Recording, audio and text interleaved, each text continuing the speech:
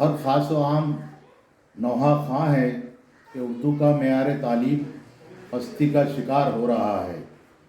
نئی نسل ادبی ذوق سے محروم ہوتی جا رہی ہے۔ اردو ادب کی اعلیٰ ڈگریاں حاصل کرنے والے اردو زبان کی بنیادی معلومات سے بھی بے بہرہ نظر آتے ہیں۔ اگر یہی صورتحال رہی تو نہ صرف اردو زبان و ادب بلکہ ہماری تہذیب کو بھی نقصان پہنچ سکتا ہے۔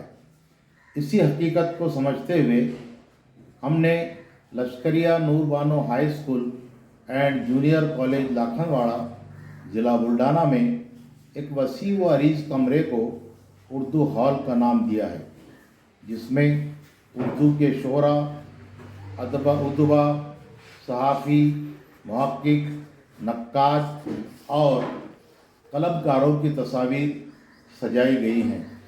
نیز دیواروں پر اردو زبان و ادب سے متعلق بورڈ، چارٹ اور اشعار کی متعدد فریم آویزاں کی گئی ہیں۔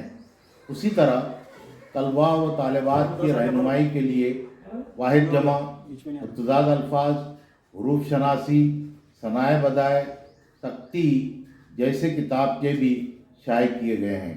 ہم چاہتے ہیں کہ طلباء و طالبات میں ادبی ذوق پروان چڑھے اور اردو زبان و ادب میں انہیں دلچسپی پیدا ہو۔